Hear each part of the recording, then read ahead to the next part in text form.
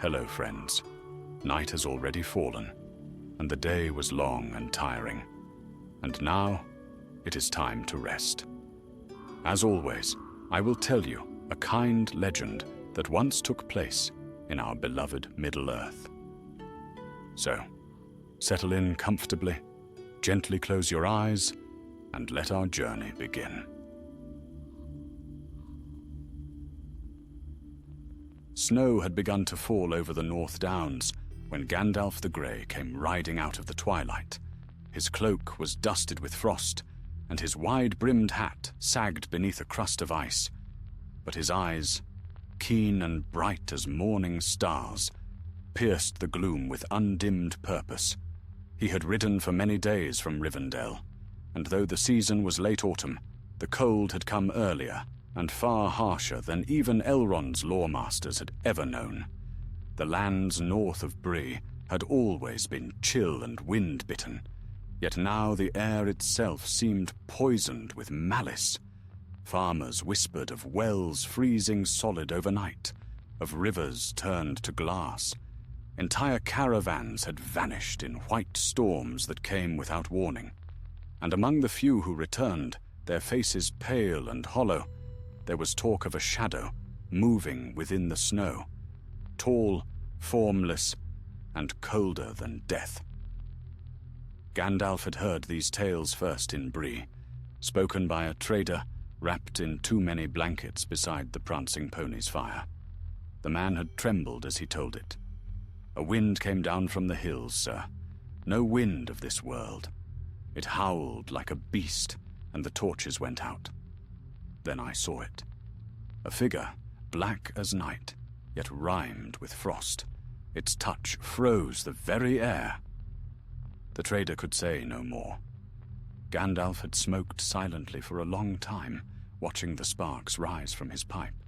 He remembered the bitter years of Angmar, when the Witch King's hosts had ruled the northern realm in shadow. Many strongholds had been built then, and not all their evils were buried with the fall of the Dark Lord's lieutenant. A chill thought came to him, that something of that age had awakened again. So he rode north, beyond the weather hills, and across the empty moors where few men now ventured. The stars grew pale with cold light as he pressed on, guided by a faint hope that he might reach the ice bay of Forochel before the worst of winter set in. There he meant to seek the Forodwaith, the hardy folk who still lingered by the frozen coast, and learn from them what this strange winter portended. On the third night, as he made camp among the low hills of Evendim, Gandalf heard the wind change. It began as a distant sigh, a whisper like breath upon glass. Then it rose into a long, sorrowful moan that swept through the dark like a voice calling across endless ages. His horse, Shadowmane, stamped uneasily and turned its head northward. Gandalf stood, staff in hand, and listened. For a moment he fancied he heard words within the wind, though no mortal tongue could shape them.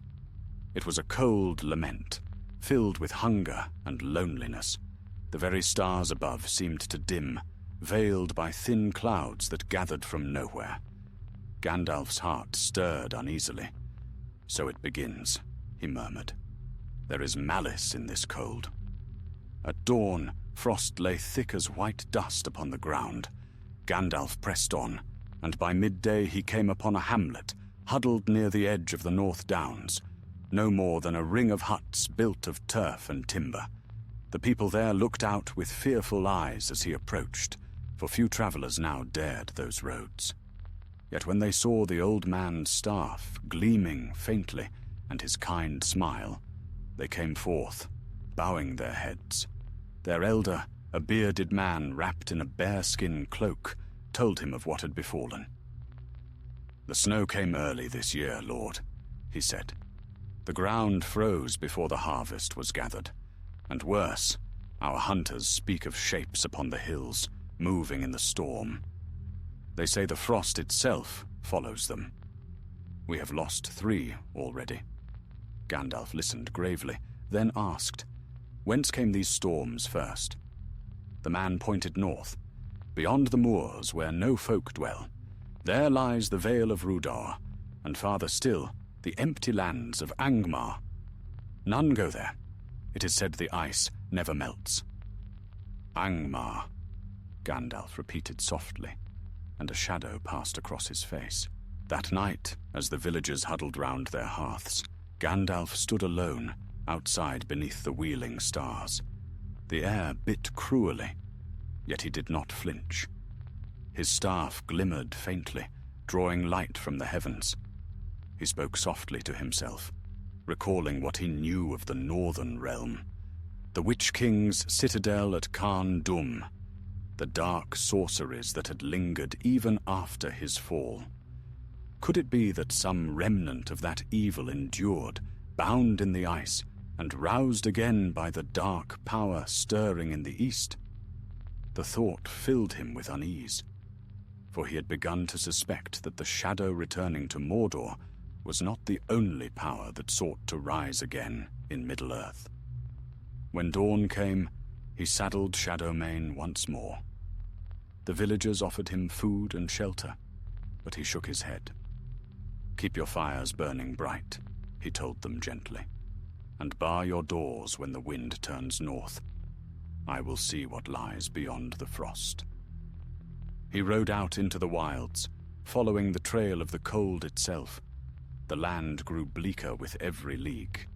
Hills gave way to tundra, the grass brittle as glass beneath his horse's hooves. Soon even the faint signs of life vanished. No bird, no beast, only the endless sweep of snow under a leaden sky. And still the wind followed him, whispering in the voice of the storm. By the 6th night, Gandalf reached the desolate Vale of Rudar.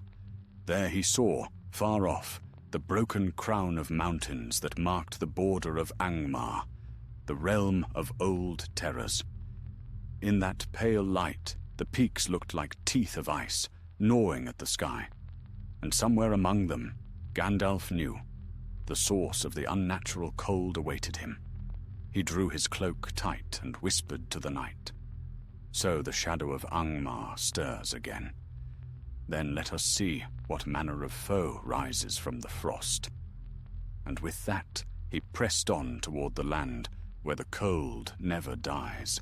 The road north soon vanished beneath a waste of snow and wind. By the 7th day, even Gandalf's seasoned eyes could find no path, save what his horse's hooves broke anew in the drifts. The land had grown utterly still, muffled beneath an endless shroud of white. He rode through valleys where the frost clung like crystal armor to the rocks, and over plains so empty that even echoes seemed afraid to dwell there. Once, near dusk, he glimpsed the faint shape of ancient ruins half buried in snow. Towers of grey stone, their peaks snapped and bowed with age. He knew them for the watchposts of old Arthedain, the last northern kingdom of the Dunedain, abandoned long ago when the Witch King's armies came roaring down from Angmar. The wind moaned through their broken gates like the voices of the dead. Gandalf paused only briefly, his breath a silver mist in the air, before pressing on. The air grew colder with every step northward, until the stars themselves seemed sharp with frost. By nightfall the storm came. It began as a whisper, a soft hiss along the frozen earth. Then the sky darkened, and the wind rose in a long, keening wail. Snow fell, not in flakes, but in sheets, thick and blinding. Shadowmane snorted and reared, trembling beneath the blast.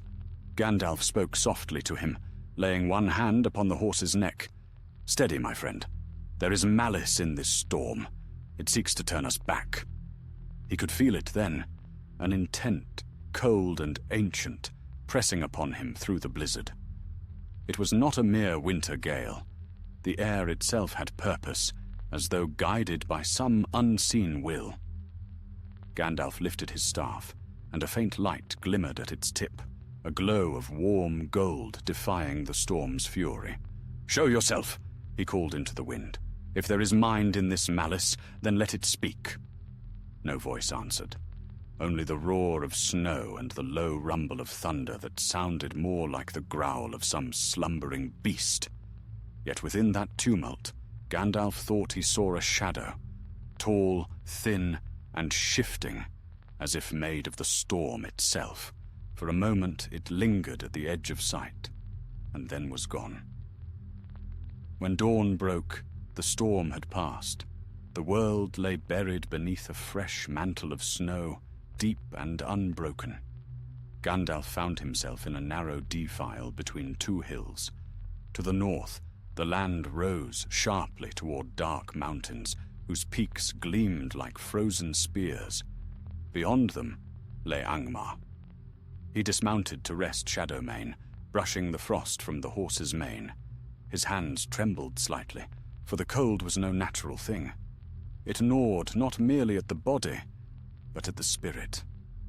As he kindled a small fire of kindling carried in his pack, he muttered to himself, "This winter was forged, not born. Something moves beneath it, something with will and memory." He stayed there for only a short while, then began to climb toward the foothills of the mountains.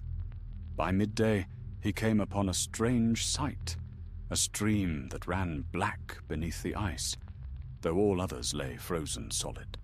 The water moved sluggishly, steaming faintly where it met the open air.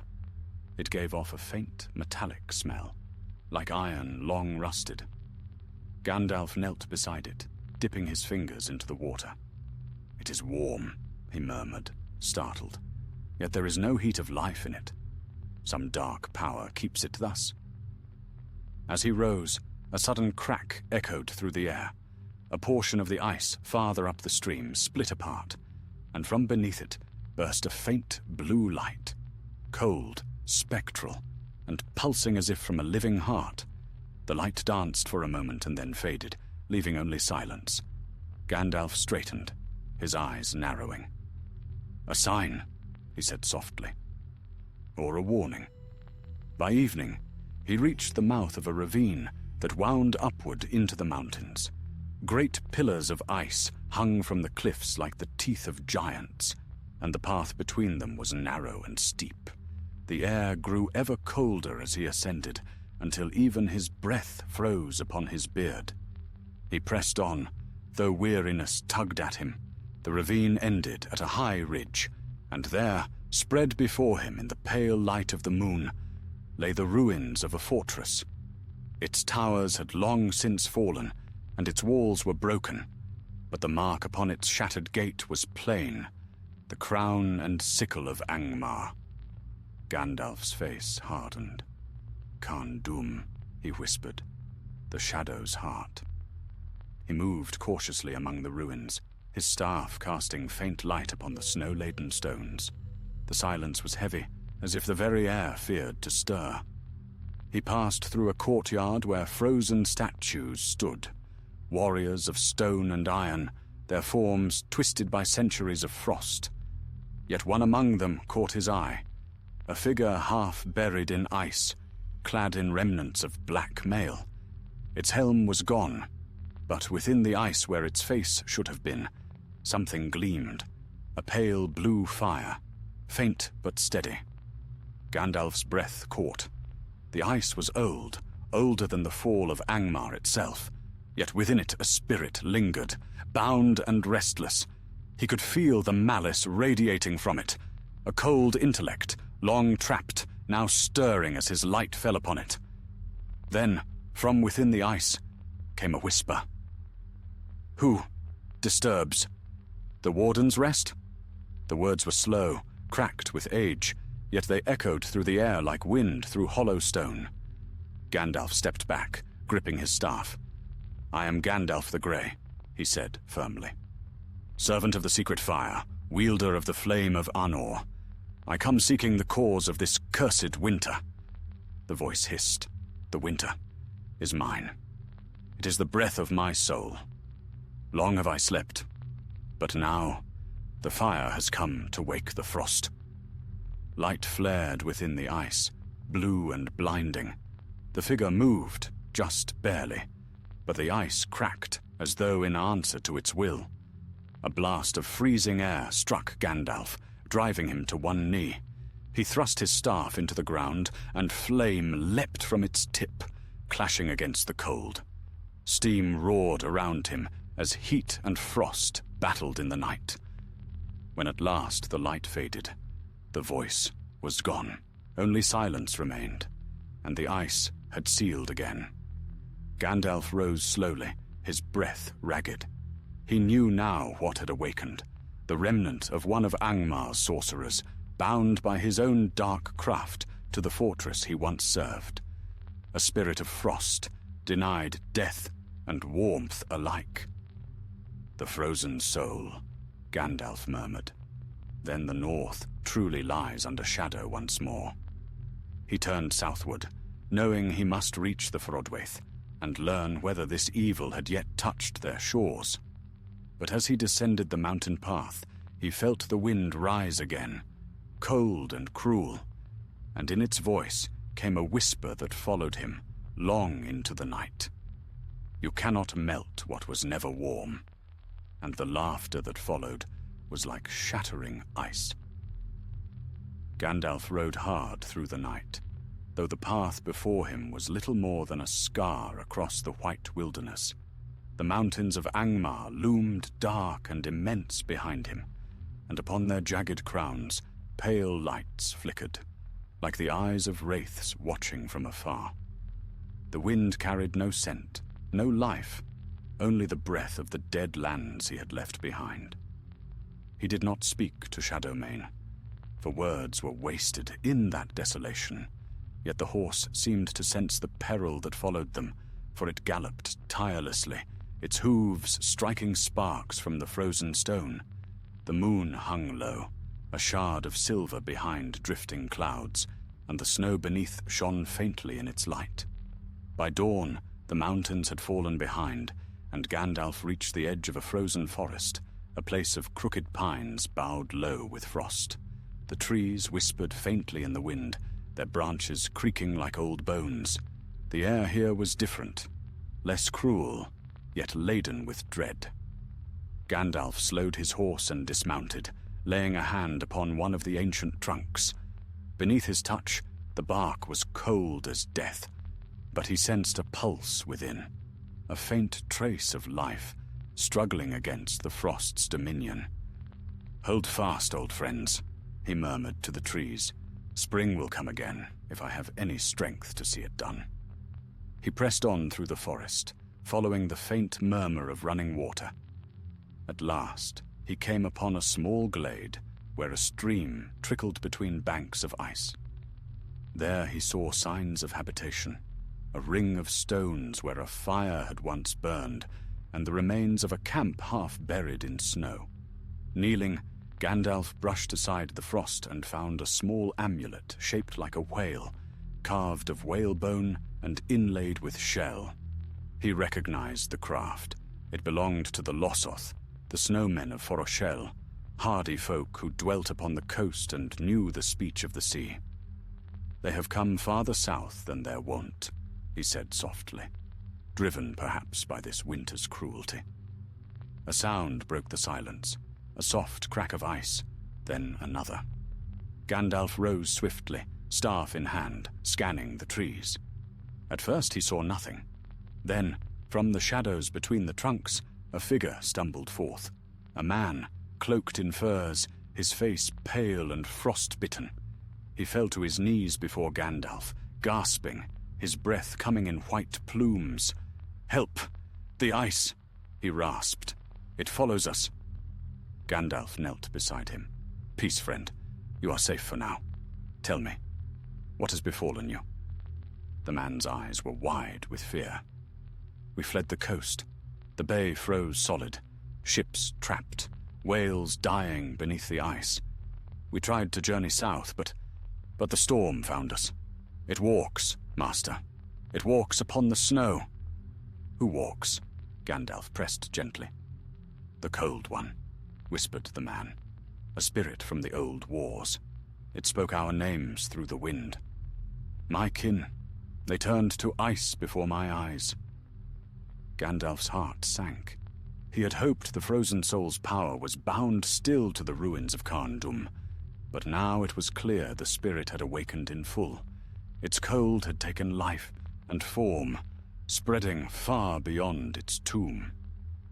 He drew his cloak around the trembling man. "Rest now. You are beyond its reach." But even as he spoke, a chill unlike any other swept through the glade. The fire pit's blackened stones cracked with frost, and the air itself grew heavy. The stream stopped flowing. Gandalf stood sharply, staff raised high. Through the trees came a mist, pale and glittering, coiling like smoke, yet too cold to be of any warmth. Within it, a shape took form, a tall figure robed in shadow and rimed with frost, its face hidden beneath a helm of ice. Where its feet touched the ground, the snow hissed and froze hard as iron. Gandalf's voice rang clear and strong. "Begone, servant of the Witch King. Your master is long fallen, and your hour is past." The figure's head turned toward him. Two eyes, blue as frozen flame, burned faintly within the helm. Its voice came like the cracking of glaciers. "I served not the crown, but the cold that crowned him. The North remembers me, grey wanderer. You cannot banish the winter." Gandalf struck the ground with his staff, and a ring of golden fire sprang outward, melting the snow where it touched. "You mistake me," he said, his tone rising like thunder. "I do not seek to banish winter, but to end you." The spirit laughed, a hollow, terrible sound. "Then come, O fire-bearer, and melt the frost if you can." It raised a hand, and the trees around them turned to ice in an instant, their branches shattering under their own weight. The air filled with shards of frozen splinters that hissed like serpents. Gandalf swung his staff, deflecting the onslaught, his cloak whipping in the wind. The man on the ground cried out, his voice lost to the storm. Gandalf's light burned brighter, gold against blue, warmth against void.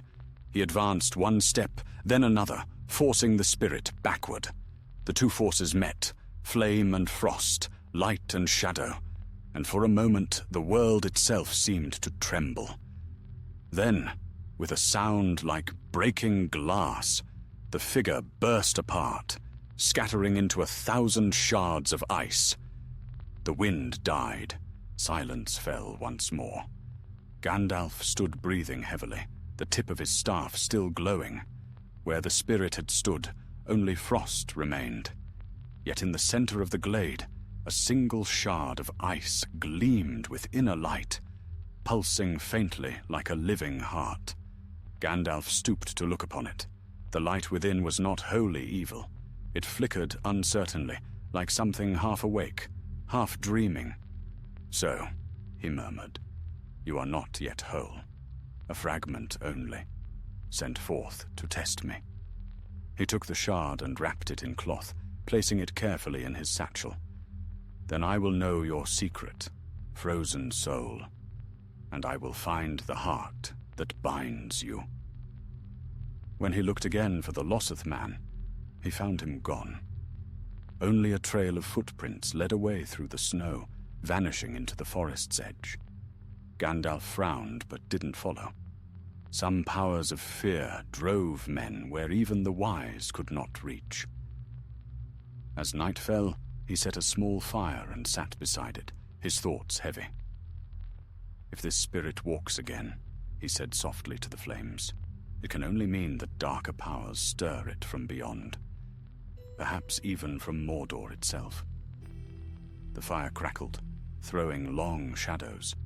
For a moment, Gandalf thought he saw in those flickering shapes the outline of another, a shadow far to the south, vast and lidless. His hand tightened on his staff. "Then the game moves sooner than I had hoped," he said, and the wind carried his words away into the frozen dark. And high above, unseen beyond the clouds, the northern lights began to dance. Cold, ghostly curtains of green and blue, like the gaze of the frozen soul searching for its lost heart. Morning came without warmth. The sky was pale and hard, the color of steel, and a faint wind whispered through the bare trees as though the forest itself mourned what it had seen. Gandalf stood at the edge of the glade, his cloak heavy with frost, his eyes turned northward, where the storm still brooded upon the mountains. He had seen many evils in his long years, the greed of dragons, the shadow of necromancers, the pride of kings. But this was different. The frozen soul was not merely wicked, it was empty, a void that consumed warmth, memory, and life itself. It did not crave power or dominion. It sought stillness, silence, the unmaking of all fire. Shadowmane stamped restlessly behind him. Gandalf stroked the horse's neck, murmuring softly, "I know, my friend. You feel it too, the breath of something ancient, colder even than death." He glanced back toward the forest. The path south had vanished beneath new snow, but he had no thought of turning back. If this winter is not ended, it will swallow all the north. Perhaps even Rivendell. He mounted again and rode eastward, seeking the coast. Foroshel was not far, though the journey took 2 days through bitter winds and long, dim hours of twilight. The land grew flatter, the air filled with the distant scent of the sea, cold and sharp as iron. At last he saw it, a vast bay frozen almost to the horizon, its surface gleaming like white glass beneath the one light. Upon a low ridge above the ice, smoke rose from clustered huts made of driftwood and snow. Gandalf guided Shadowmane towards them, and soon the Lossoth appeared, men and women clad in furs, their faces weathered by 1,000 winters. They watched his approach with wary eyes, for strangers were rare in these parts. An elder stepped forward, leaning on a carved staff. His beard was white as sea foam, his gaze clear despite the years. "You come from the south, Grey Rider," he said in halting Westron. "Few of your kind endure the wind of Forochel. What do you seek in a dying land?" "I seek the source of this dying," Gandalf answered. "Your hunters have seen it, the cold one that walks in the snow." "Tell me where it was last known." The elder's eyes darkened. "You speak of a curse, older than our fathers' fathers.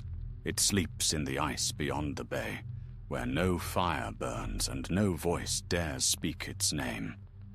Yet of late, we have felt it stir. The sea freezes thicker each moon, and the fish flee the shallows. Some of our folk went to break the ice near the old cairns of Angmar's dead. They did not return." Gandalf nodded slowly. "Then it is there I must go." "You will not come back," said the elder. "Even the sun flees that place." "Perhaps," Gandalf said, a faint smile beneath his beard. "But I have walked through darker nights." They offered him shelter, but he refused. Instead, he asked only for a small boat and a lantern. The Lossoth brought him what he wished, a narrow craft of whalebone and hide, light yet strong. When they saw that he meant to cross the frozen bay alone, they whispered among themselves, calling him Stormwalker, a name given to fools and heroes alike. At dusk, Gandalf set out upon the ice. The boat glided smoothly over the frozen sea, the lantern's flame flickering within its glass. Far off, the horizon was swallowed by mist, and within that mist, a faint blue glow pulsed, rising and falling like a heartbeat. He rowed toward it, the creak of oars the only sound in the stillness. Hours passed. The glow grew brighter until it filled the mist around him, painting the ice in ghostly hues. Then, through the veil, he saw it, a black shape, vast and half buried in the frost. It was not a mountain, nor wholly a fortress, but something between, an ancient stronghold its walls sunken and warped by centuries of ice. Tall pillars jutted like broken fangs from its crown. Gandalf guided the boat to the base of the ruin and climbed out.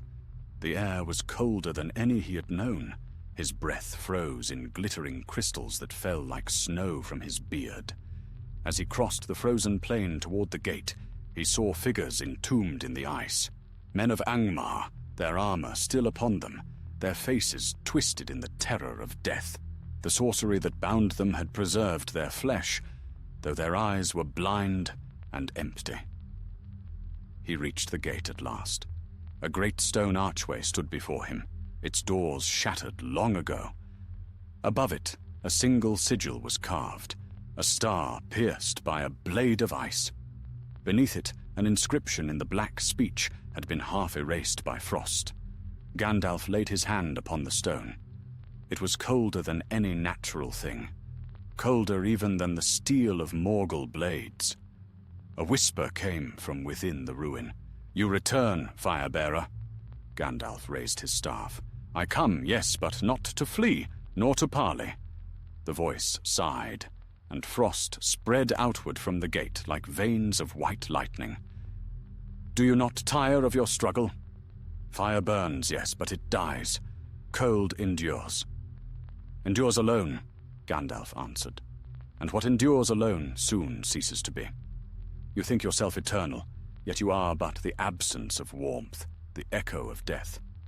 You are nothing." "Nothing," the voice agreed softly, "is all that shall remain."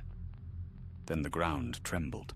The ice before the gate cracked open, and from it rose the figure he had seen before, but now vast, its form solidified, draped in armor of frozen metal.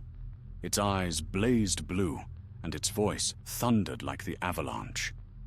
"You cannot melt the void, Grey Wanderer. It will claim you." Gandalf planted his staff, and white fire burst forth, scattering the mist. "Then let the void feel the flame!" The battle that followed was fierce and silent. Flame clashed with frost, light with darkness. The ruin shuddered, its towers breaking beneath the strain. Each time Gandalf's fire flared, the frozen soul withdrew, but each time it returned stronger, drawing power from the endless cold around it. The ice beneath their feet cracked, spilling shards into the sea below. At last, Gandalf struck the ground with both hands, crying words of power that only the wise remember. The ice erupted in golden fire, and the spirit howled, a sound like 1,000 storms tearing through hollow halls. Its form wavered, breaking apart into a cloud of frost and shadow that whirled upward into the sky. The light faded. Gandalf sank to one knee, his strength spent. Around him, the ruin smoldered faintly, steam rising from the melting ice. The blue glow had vanished. Yet as he watched, a faint shimmer moved within the mist, a single mote of blue light drifting away toward the mountains. "So," Gandalf whispered, weary but grim, "you flee again, but you will not flee forever." He rose, leaning on his staff. The sea began to groan as cracks opened across the ice, and far to the south, the first breath of a true thaw stirred the air. The frozen soul was wounded, but not destroyed, and Gandalf knew, as he turned back toward the distant lights of the Lossoth settlement, that the struggle had only begun. Above the frozen bay, dawn came at last, a pale, wavering light struggling through clouds of grey. For the first time in many months, the wind carried the faint scent of salt and water. The sea was waking, and with it, hope. But high upon the northern peaks, the blue shimmer gathered once more, pulsing softly, and a whisper rode the wind. "You cannot guard them forever, Fire-bearer. Winter will wait." The thaw that began upon the bay of Forochel spread slowly, like a hesitant breath across the barren land. The Lossoth felt it first, thin sheets of ice breaking upon the shore, the whisper of waves beneath. They came from their huts in silence, awe in their eyes, and saw Gandalf riding southward beneath a pale sun that shone weakly through the clouds. None dared call after him. The old songs spoke of messengers who carried both doom and deliverance, and they knew the Grey Wanderer for one of these. For 3 days, Gandalf rode without rest. He did not linger to eat or sleep, for he feared what might come after. The frozen soul was wounded, but not undone. He could feel its presence like a chill breath on his neck, trailing him unseen. Sometimes, when the wind turned, the snow itself seemed to whisper, a faint, mocking voice that rose and faded in the gale. He crossed again through the forest of frost-bitten pines, where the shadows moved strangely among the trunks. Here he halted briefly to build a small fire, less for warmth than for thought. As the flames leapt, he took the shard of ice from his satchel, the remnant he had taken when first he faced the spirit in the glade. It still glowed faintly, though the light within it had dimmed. He studied it in silence. Within the shard, shapes seemed to move, flashes of memory, perhaps, or fragments of a life long past. A citadel beneath a darkened sky, a man kneeling before the Witch King's throne, chains of frost binding his soul in eternal servitude. Gandalf's brows furrowed. "So," he murmured, "you were once a man, a sorcerer of Angmar, proud and cruel, undone by your own craft, yet not wholly given to the shadow, else you would have passed into the Wraith world. What bound you here, I wonder?" He turned the shard in his hand, and for a heartbeat he thought he heard a voice within, a faint sigh, almost a plea. Then the light guttered and went dark. Gandalf wrapped it once more and placed it away. "You are bound to this world, spirit," he said softly, "and so long as that bond endures, I may yet find the means to break it." When the fire had burned low, he rose and rode on. The land grew gentler as he neared the southern hills, though the snow still lay thick. He came at last to a narrow vale through which ran a half-frozen river. There, upon a rocky ledge, he saw a small band of travelers struggling to lead their ponies through the drifts. Their cloaks bore the star of the Dunedain. Gandalf hailed them, and their leader, a tall man with a hood of grey fur, turned sharply. "Hold!" he cried, his hand upon the hilt of his sword. But when he saw the stranger's face and the gleam of the staff in his hand, his expression softened. "Mithrandir, Aranarth's blood runs true, I see," Gandalf said warmly as he approached. "You carry your father's look, Halbarad."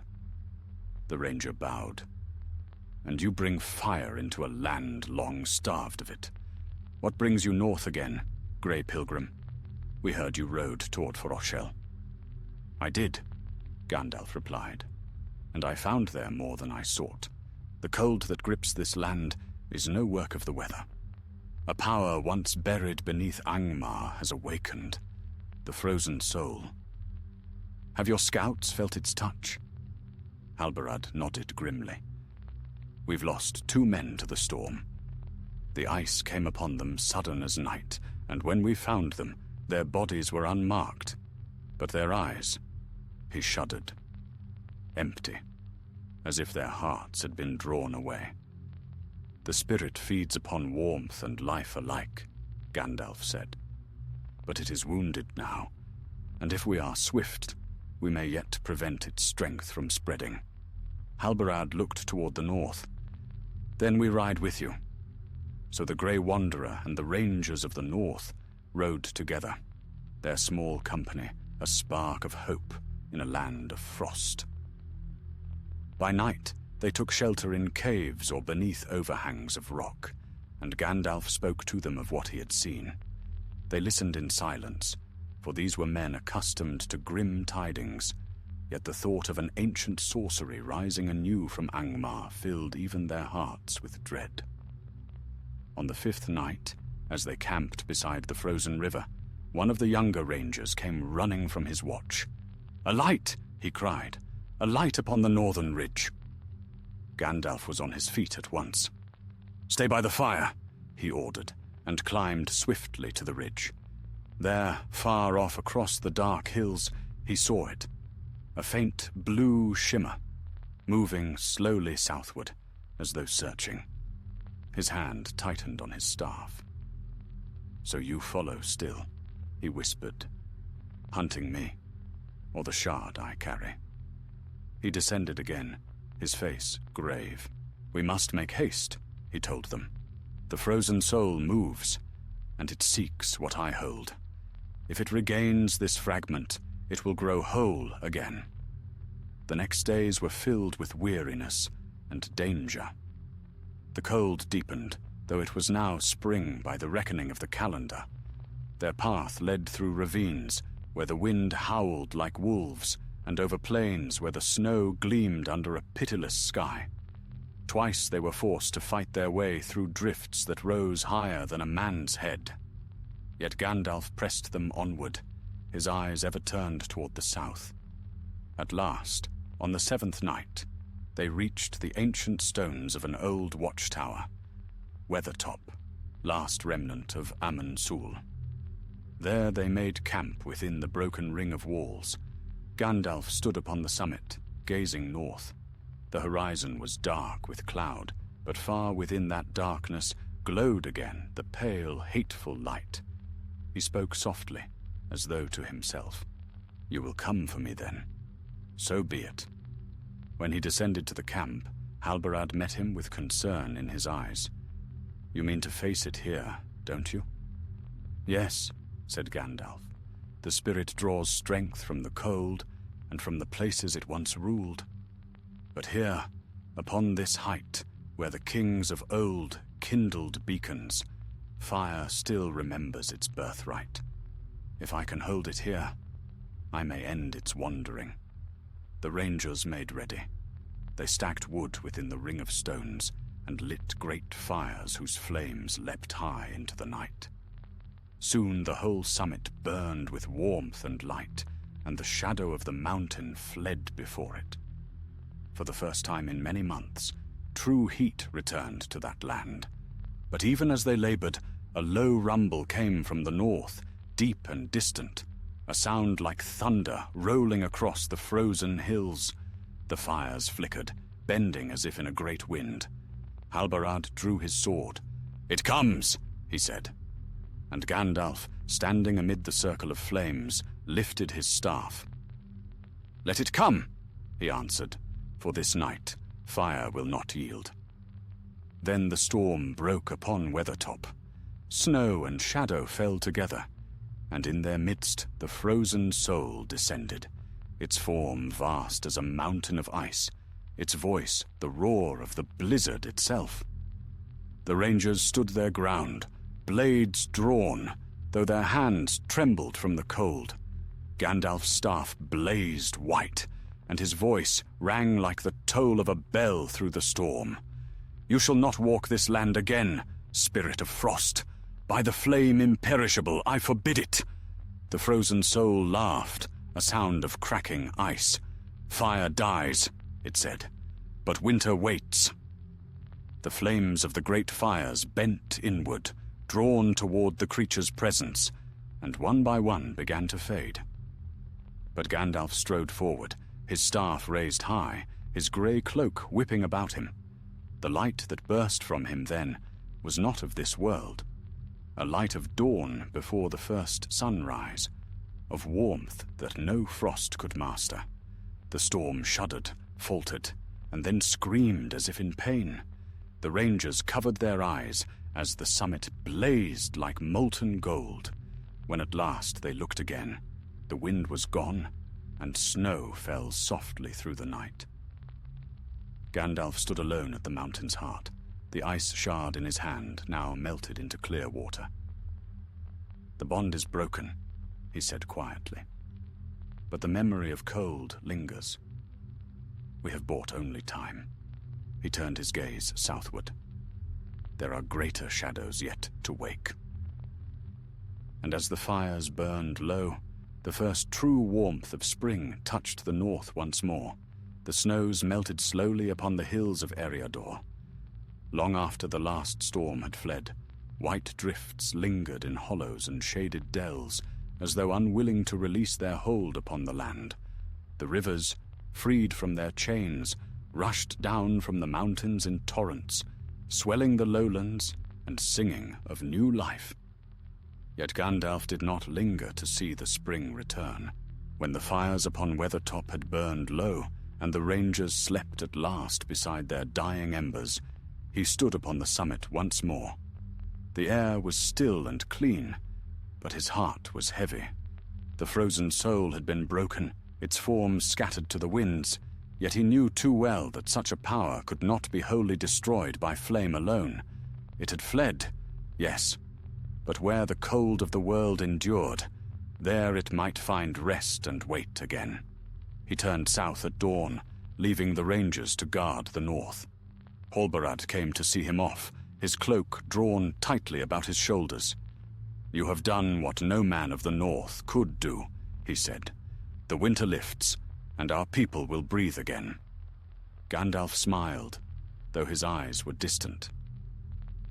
"The warmth you feel is but a reprieve, my friend. The hand that stirred this frost has not yet ceased its work. Keep watch upon the wild places, and if ever you see the cold return before its season, send word to me in the south." Halbarad bowed. "The Dunedain remember their friends, Mithrandir. You will have our word and our swords." So Gandalf departed, riding eastward along the Greenway. For many days he journeyed, passing through land still half sleeping under the pale sun of late winter. The snow turned to mist upon the fields, and small flowers dared to lift their heads along the roadside. Yet even in the gentler air, he felt a shadow follow him, a faint whisper of chill that clung to his cloak and would not be shaken. He rode through Bree at twilight, but did not tarry there.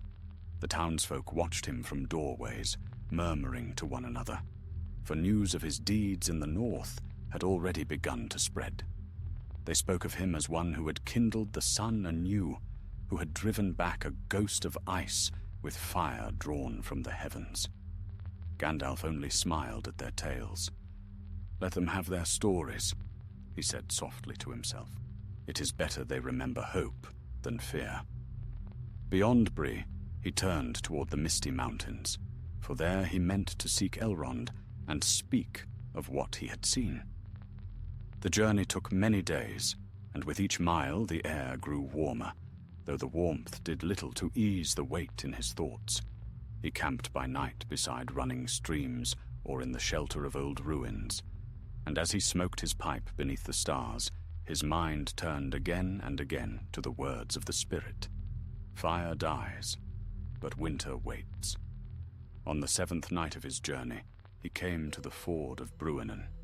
The waters ran swift and clear, shining like silver under the moon. Upon the far bank, torches glimmered faintly through the trees, and the sound of fair voices came upon the wind. Gandalf smiled, for the sight of Rivendell was always a balm to his weariness. Elrond himself came forth to meet him upon the bridge. "Mithrandir," said the Lord of Imladris, his eyes bright with welcome. "You have returned sooner than I feared, though your countenance tells of heavy tidings." Gandalf bowed low. "Heavy, yes, but not without hope. May I rest my bones by your hearth and tell you all in due measure?"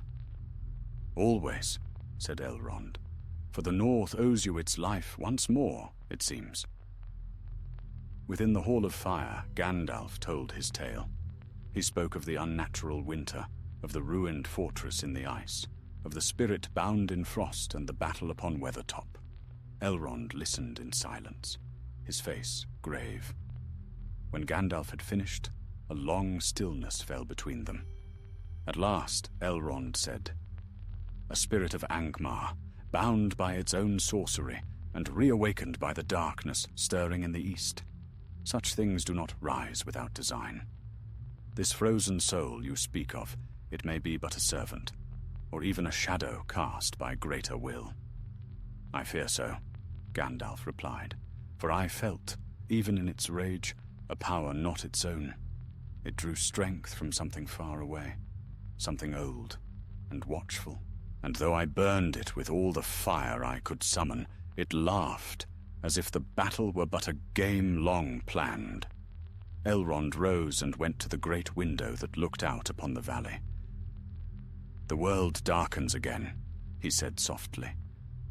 "We had thought the peace of many years a sign of healing, yet perhaps it was only the breath before the storm." Gandalf sighed, leaning upon his staff. "Sauron stirs. I feel it as surely as the change of season.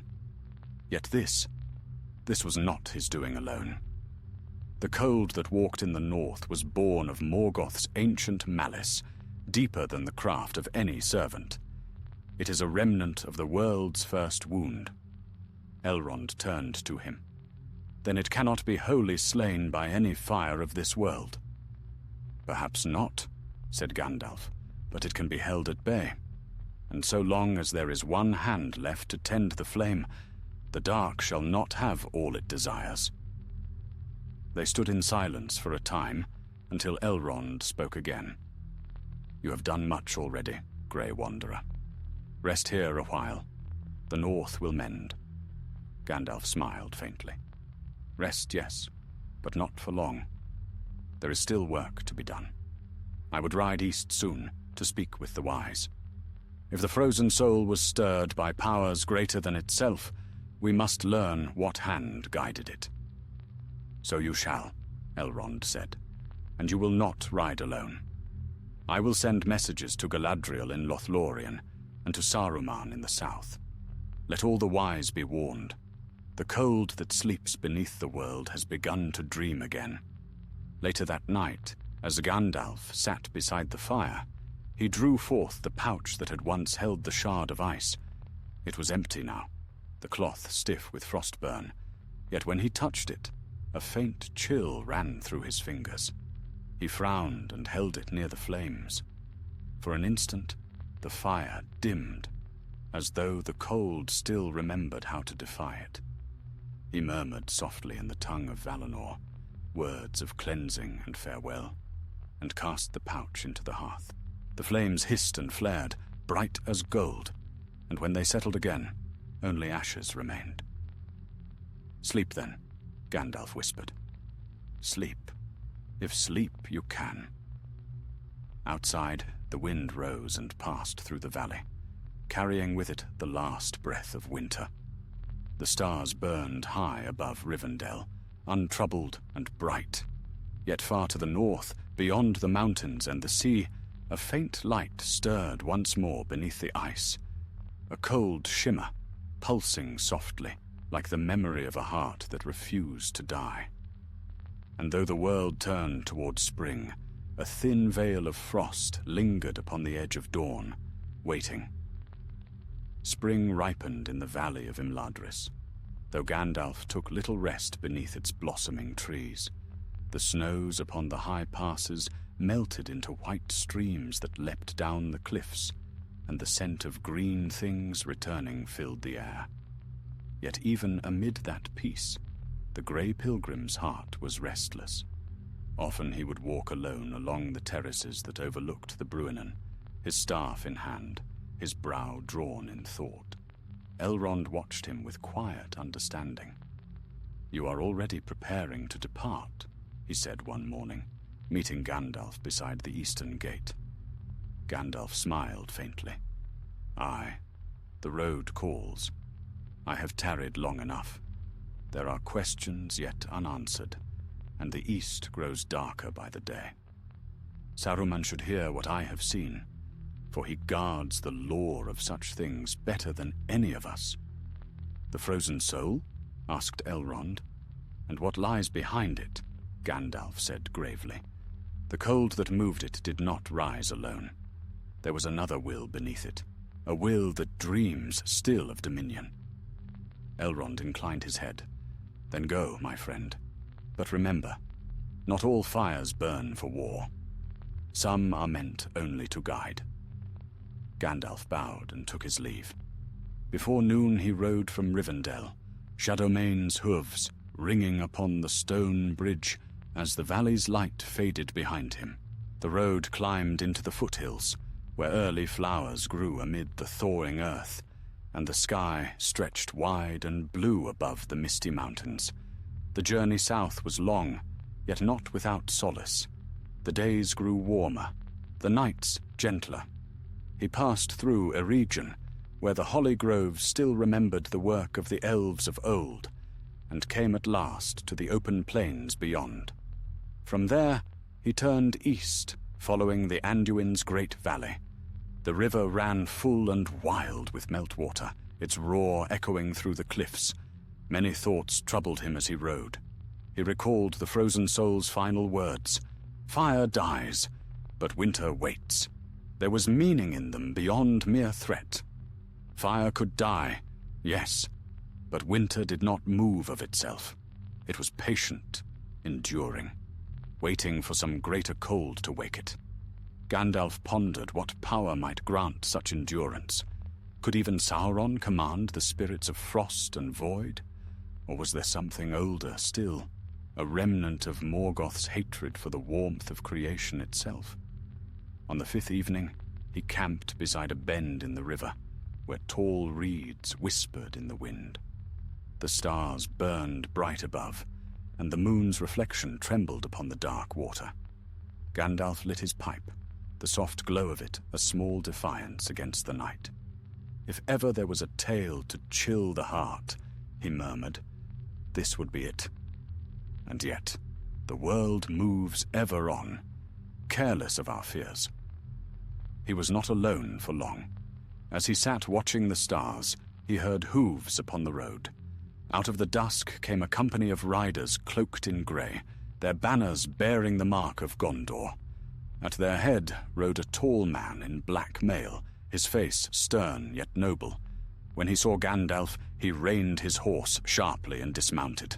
"Mithrandir," he said with clear voice. "By the valor, it is you indeed." Gandalf rose, smiling. "Borlas, son of Barathor. It has been many years. What business brings the men of Gondor so far north?" The captain bowed. "By the steward's command, we ride to the north to take counsel with the Dunedain. Rumors reach even Minas Tirith of an unnatural winter and spirits walking upon the snow. Is it true, then?" "It was true," Gandalf said. "The winter has broken, though not without cost. The spirit that wrought it is vanquished for now." Borlas studied him keenly. "For now? That sounds no comfort." "No comfort indeed," Gandalf admitted. "But it is a beginning." The captain's men made camp nearby, and soon fires burned along the riverside. Gandalf sat with Borlas, sharing bread and wine, while the soldiers listened in silence to the tale he told. The cold, the fortress, and the battle upon Weathertop. When he spoke of the frozen soul, they crossed themselves and muttered prayers. "This is evil beyond the thought of men," Borlas said when Gandalf had finished. "And you say it may rise again? If the shadow in the east is what I fear, then yes," Gandalf said softly. "Sauron gathers strength, and his will reaches farther than you know. It may be that the cold in the north was but the first echo of his awakening." Borlas frowned. "Then Gondor must stand ready." "Gondor must watch," said Gandalf, "but also listen. Steel alone will not prevail against such powers. The world will need wisdom as well as valor." The next morning they parted ways, Borlas turning west toward Bree, Gandalf continuing eastward toward the Gap of Rohan. The weather was fair, the grass bright with dew, yet the wizard's thoughts were clouded. He felt the restlessness of the world upon him, as though the very air waited for something unseen. At the mouth of the gap, he halted and looked back. The north lay far behind, hidden beneath the haze of distance. "I have done what I could," he murmured, yet the shadow lengthens still. he rode on, passing beneath the walls of Isengard by twilight. The great ring of stone rose silent against the dark sky, and within it the tower of Orthanc gleamed black as obsidian. A white light shone at its pinnacle, cold and steady. Gandalf dismounted at the gate, and the doors opened before him without sound. Saruman awaited him in the great hall, robed in white that shimmered faintly in the lamplight. His eyes were bright, yet behind their sheen lay a sharp curiosity, almost hunger. "Gandalf the Grey," he said, his voice smooth as polished stone. "Long has it been since you graced these halls. What brings you from the frozen north?" Gandalf bowed slightly. "A tale of cold, my friend, and of darkness old as the world. I come for counsel, and perhaps warning." "Then speak," said Saruman, gesturing to a seat. "For I too have watched strange signs in the world of late. The east grows restless, and the stars speak of change." So Gandalf told his story once again. The storms, the fortress, the frozen soul. As he spoke, Saruman's face remained unreadable, though his eyes flickered when Gandalf named Angmar. When the tale was done, he rose and paced the hall, his robes whispering like snow upon stone. "A curious matter," Saruman said at last. "A spirit bound in ice, you say, awakened by no mortal hand. There are old magics in the north, yes, but such power would require a great will to stir it. Perhaps you overestimate the danger, my friend. Cold is but cold. It has no mind of its own." Gandalf's gaze was keen. "Would that I could believe so.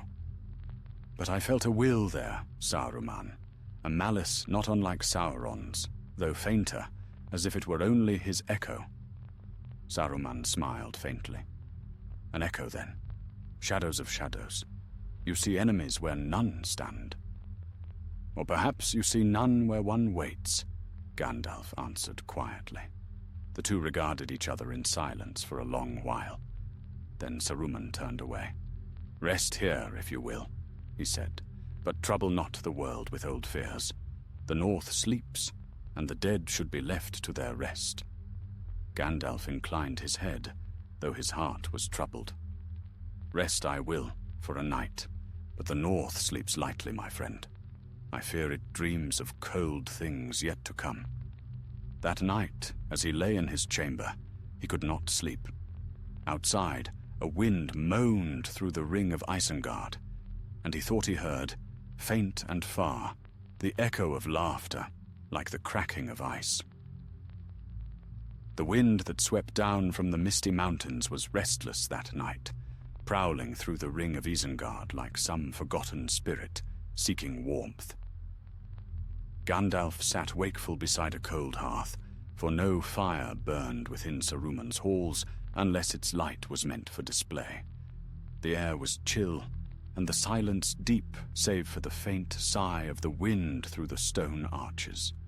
He had spoken truly when he told Elrond that he trusted little in Saruman's counsel, yet now, within those towering walls, the unease grew deeper in him. Once he had thought the White Wizard's wisdom unmatched, his loyalty to the West unbroken. But of late, his voice had grown proud, his eyes too bright with self-regard. And though Gandalf could not name the cause, he sensed a shadow curling at the edge of that proud spirit, subtle and dangerous as smoke in still air. Rest would not come. At last he rose and went to the high balcony that overlooked the vale. Stars burned above like frozen sparks, and far away the plains of Rohan lay under a veil of mist. He breathed deeply, drawing strength from the night. Yet even as he did so, the wind changed, and upon it came a whisper, faint and cold. It was not the voice of Saruman. "Firebearer," it sighed, thin as frost upon glass. "You have scattered me to the winds, yet the wind remembers. I am not gone." Gandalf's hand tightened upon his staff. "So you linger still," he said softly. The ice clings where the shadow commands. A shiver of laughter drifted through the dark. The flame burns, yes, but fire feeds upon itself until only ash remains. You cannot keep the world warm forever, grey wanderer. Then the wind fell silent, leaving only the whisper of the river far below. Gandalf stood long upon the balcony, watching the stars. Whether that voice came from the frozen soul itself or from memory, he could not tell. Yet he felt again that same creeping chill which he had battled in the north, the breath of the void that hated all living warmth. At dawn he sought Saruman again, finding him within the great library of Orthanc, surrounded by scrolls and tomes. The White Wizard turned as Gandalf entered, his expression calm but cold. "You look troubled," he said. "I am," Gandalf answered plainly. "The evil I faced in the north is not gone. I felt its presence again in the night." Saruman's lips curved faintly, as though at a child's fancy. "Dreams and wind," he said. "Do you think every chill that touches your bones is the hand of some ancient foe? You give too much thought to ghosts, my friend. The world is ruled by men now, not by the memories of Morgoth's servants." "Would that it were so," Gandalf replied. "But the shadow of the past is long, and it does not die with the passing of years. The frozen soul was no mere phantom. Its malice was bound to something greater, a will that still moves beneath the earth, waiting its time." Saruman turned away, his robe whispering softly over the stone. "If such a will exists, it lies beyond our reach. Why trouble yourself with what cannot be changed?" "Because it will not sleep forever," said Gandalf, "and when it wakes, it will not ask leave of any to darken the world once more." For a moment, the two stood in silence, the air between them heavy. Then Saruman spoke, his voice low and sharp. "You see signs in every shadow. Beware, Gandalf. A heart that hunts for darkness will find it, even where none lies. The wise must look higher than superstition and fear." Gandalf bowed his head slightly, though his eyes were stern. "And yet even the wise have fallen through pride. Take heed, old friend, that you do not look so high that you fail to see what moves beneath your very feet." He turned and left the chamber without another word. Behind him, the great doors of Orthanc closed like the toll of a bell. That day he rode from Isengard, seeking once more the open road. He followed the river Isen southward, where green fields spread wide, and the air grew soft with spring. Yet his mind was troubled, and the laughter of the frozen soul haunted him like a faint echo at the edge of hearing. For several days he wandered thus, speaking with no one. He crossed the gap and came into the plains of the Riddermark, where he was greeted by riders of the Mark, who still remembered him from past journeys. They gave him food and news, that the winter had broken early, the herds fattened quickly, and yet strange signs were seen in the high vales, ice forming upon the mountain streams in the night, even under a full sun by day. "The old men say it is a curse," one rider told him, "a cold that walks from peak to peak, but none have seen it." Gandalf's heart grew heavy. "No curse of the weather does this," he said. "The frozen soul's power has taken root again, thin as smoke, spreading unseen." He left the riders with grave words and turned eastward, following the mountain's edge. The air grew cooler as he climbed, and the green fields gave way to stony slopes and pine-clad ridges. He sought the high passes where the snows linger longest, for he guessed that if any remnant of that spirit still moved in the world, it would be drawn to the heights where cold held dominion. On the third day, as the sun sank red behind the peaks, he came upon a small cave half hidden by rocks. Inside, a thin trickle of water ran down the wall and froze before it reached the floor. The air was bitter and still. Gandalf entered cautiously, holding his staff aloft. Its tip glowed faintly, casting golden light upon the walls. There, upon the stone, he saw marks, runes old and crude, carved by hands long dead. He traced them lightly, reading words of a forgotten tongue. "Here sleeps the warden. Disturb not the cold." "So this is where they bound you," Gandalf murmured. "A tomb beneath the mountains. Yet you would not rest, would you?" A faint sound came from the darkness behind him, a drip of water, or perhaps the crack of ice. Then, from the far end of the cave, a pale light began to stir. It glimmered faintly at first, then grew until the walls shimmered with blue frost. The air turned sharp, and Gandalf felt the breath of the void upon his skin. He raised his staff. "Show yourself." The light quivered, forming for an instant the shape of a face, thin, sorrowful, inhuman. "Why do you hound me, fire-bearer?" it whispered. "The world forgets. Why cannot you?" "Because forgetting is the beginning of the end," said Gandalf. "The warmth of the world depends upon memory, and I will not see it fade." The figure wavered. "I am weary of your flame." "Then let it end," Gandalf answered, and struck the ground. Light burst from his staff, filling the cave with blinding fire. The frost screamed as it melted, and the spirit's form shattered into mist. For a moment, the cold was gone, replaced by the scent of thawing earth. When the light faded, Gandalf stood alone amid the dripping stones. He was pale, weary, and his hand trembled as he leaned upon his staff. Yet he smiled faintly. "So ends another shadow," he said, "or the memory of one. May the next be so easily undone."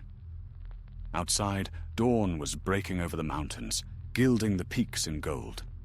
Gandalf looked eastward, where the sky grew pale and strange. He felt the weight of distant things stirring, the slow, cold will of Sauron rising again, and beneath it, deeper still, the ancient murmur of a darkness older than either. The frozen soul was gone, but not destroyed. Its echo still haunted the edges of the world, whispering through every winter wind. And Gandalf the Grey rode on, the fire of his staff the only light in the long road ahead. The high passes fell away behind him. But Gandalf rode as one who senses pursuit. Though the spirit of frost had been banished from its tomb, he knew that such evil seldom dies. It only drifts, like smoke from a quenched fire, waiting for a new breath of wind to fan it back into flame. The east wind itself seemed to carry that whisper now, sighing through the rocks and valleys as he descended from the mountains into the plains of Rohan. Spring had come to the Riddermark. The grass rolled like green waves beneath the bright sun, and herds of horses galloped freely across the open land. Yet even here, warmth was slow to return. Farmers spoke of frost creeping into their barns at night, and of wells that froze, though no frost touched the fields beyond. Gandalf listened, saying little, but the worry behind his eyes deepened. At Edoras, the golden hall shone like a beacon upon its hill, its roof crest bright as fire in the morning light. Riders saluted him as he approached, for the grey pilgrim was no stranger there. Word of his coming ran swiftly, and by the time he reached the gates, men of the king's guard had already opened them wide. Inside, Theoden, son of Thengel, still hale and strong in those days, rose from his high seat to greet him. "Gandalf Stormcrow," he cried, laughing as he clasped the wizard's hand. "You come again, and with the wind at your back. What tidings from the north?" "Tidings of winter and of war, perhaps," said Gandalf. "But your hall is warm, and for that I am grateful." They sat together by the hearth, and Gandalf told him much, though not all. He spoke of the winter that had nearly swallowed the north, of the shadow that had stirred beyond the mountains of Angmar, and of the strange silence that followed after the ice had melted. Theoden listened gravely, his fingers tapping the arm of his chair. "The north is far from us," the king said at length, "and yet the breath of its cold reaches even here. Some nights I wake to find frost upon my window, though the fire burns bright. The women say it is but the memory of winter." "Winter has many memories," Gandalf replied, "and some of them remember men." A murmur of unease passed through the hall. Theoden's eyes darkened. "You speak of sorcery?" "Of an echo, perhaps," said Gandalf. "The shadow of a power long broken, yet never wholly gone. It may be that the frozen soul's malice lingers still, wandering upon the winds." "Then let it wander far from my lands," the king said, half in jest, but his laughter faded quickly. "Still, we shall keep watch. Rohan does not fear the cold." Gandalf smiled faintly. "Nor should it, for fire is born in courage as much as in flame." That night he rested in the guest house below the hall, but sleep would not come. The wind keened outside like a lonely voice, and the thatch whispered as though frost crept unseen across it. He rose and went out beneath the stars, walking among the stables where the horses shifted softly in their stalls. Their breath misted in the air, though the night was not truly cold. Suddenly one of the mares snorted and reared, her eyes wide and white. Gandalf laid a calming hand upon her neck, but even as he did so, a chill touched his back, a slow, creeping cold that was not of the air. He turned, and for a moment he thought he saw a shadow among the posts, a tall, thin shape, its outline wavering like mist. Then it was gone. "Still you haunt me," he said aloud, his voice quiet but steady. "But you will find no home here." A whisper answered, faint as breath upon glass. "The fire fades, grey wanderer. It cannot warm the world forever." Gandalf struck his staff upon the earth, and a low flame blossomed at its tip. "Then let it burn while it may." The whisper died, and the night grew still again. Yet when morning came, frost glittered upon the grass outside his door, though the sun shone bright and warm. The men of Edora spoke of it as a wonder, but Gandalf said nothing. He left that day, riding east along the Snowbourne and across the wide fields of the Mark. His thoughts turned ever southward, to Saruman, to Sauron, and to the dark designs that lay between them. He could no longer doubt that the frozen soul had been drawn forth not by chance, but by the greater will of the shadow returning to Middle-earth. The cold that had gripped the north was but the first stirring of a deeper frost that would, in time, seek to smother all warmth and light. As he rode, the land changed.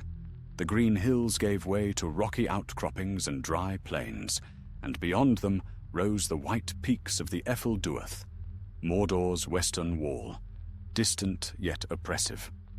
Smoke hung faintly upon the horizon, carried by high winds from the east. Gandalf paused upon a ridge and gazed toward that shadowed land. "So it begins again," he murmured.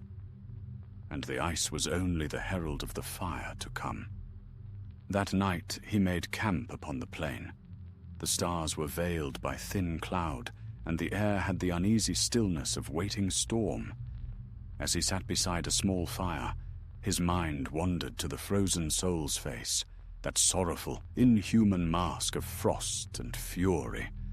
What had it been before Angmar's fall? A man, yes, but a man who had given himself to coldness, to the false promise of power, unfeeling and eternal. There was a lesson in that, if the world cared to learn it. He looked into the flames. "So many choose the comfort of cold," he said softly. "It is easier to sleep than to burn." A wind rose suddenly, scattering the ashes. Gandalf's fire flared, then guttered. For a heartbeat, he thought he heard that same mocking voice again, distant, half forgotten. Even fire turns to ash.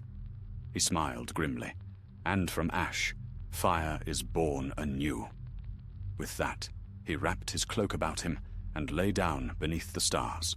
When dawn broke, the frost that had crept near his camp vanished like smoke, and the plains stretched endless and fair before him. Days later, he reached the green hills of Anorion, and there he paused to rest before continuing to Minas Tirith. From afar, the white city gleamed upon its mountain, proud and serene. Yet even from that distance, Gandalf thought he saw a dimness upon its towers, as though the light there had grown wary of shining too brightly. He entered the city by the northern gate and was welcomed by the guards, who knew him by sight. The steward Denethor was not yet lord in those days, but his father, Ecthelion, ruled with strength and wisdom. Gandalf was brought before him in the tower hall, where the great white chair of the stewards stood empty beneath the black stone of the dome. Ecthelion greeted him with courtesy, though concern shadowed his face. "You have come far, Mithrandir," he said. "What tidings bring you to Gondor?" "Tidings of frost," Gandalf replied, "and of the old evil that even now stirs beneath the east. The north has seen its first breath. Gondor may feel the next." The steward frowned. "Then the world darkens once more." "Yes," Gandalf said, his gaze rising toward the high windows through which faint sunlight streamed. "The world darkens, but where there is shadow, there must also be flame. The time will come when both shall meet again." Ecthelion said no more, but his hand tightened upon the arm of his chair.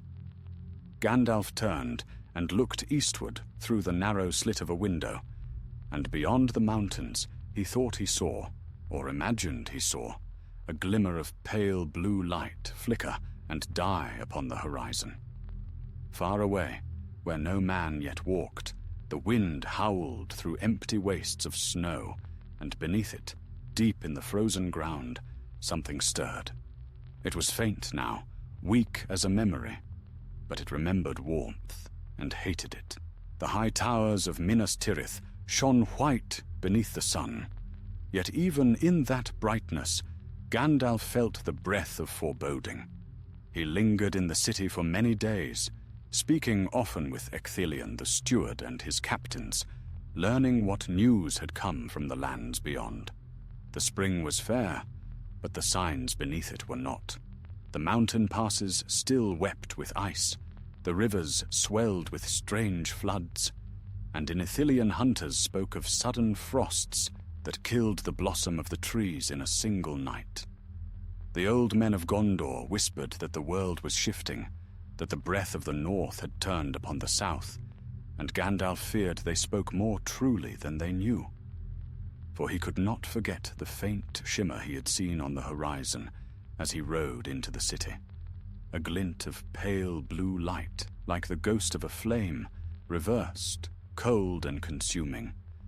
Each night he walked the high walls, gazing eastward toward Mordor. The land beyond the mountains lay still, as if it held its breath. But now and again he saw a flicker there, like lightning beneath the ash. The eye of Sauron was not yet revealed to the world, but its will already stretched forth, testing the strength of its foes. Ecthelion met him often in the tower hall. "We have felt it too," the steward said one evening, as they stood beside the white tree, whose slender branches gleamed with dew. "The chill in the wind, the unease in the hearts of men. Even my son Denethor, who fears no rumor, has grown grim. Yet I see no army upon our borders, no banners of war. What then do we fight? Not armies," Gandalf said, "but despair.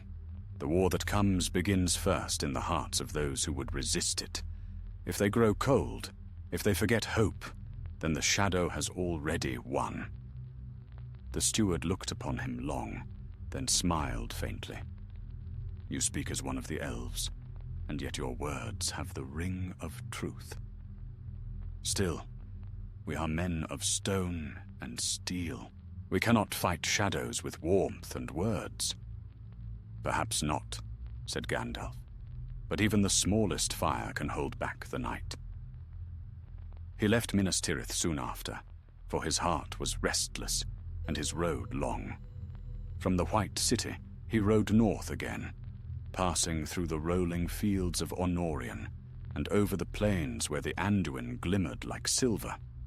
Along the way he spoke with travelers, farmers and herdsmen, and in every voice he heard the same unease. The nights had grown strange. The stars burned dimmer. Sometimes a thin frost would appear upon the grass, even at the height of day, and when the sun sank, the wind would whisper as though from far-off snows. As he rode, Gandalf thought often of Saruman. The White Wizard's words lingered in his mind, calm, dismissive, and yet edged with something darker. He wondered whether pride had already taken root too deeply in the heart of Isengard.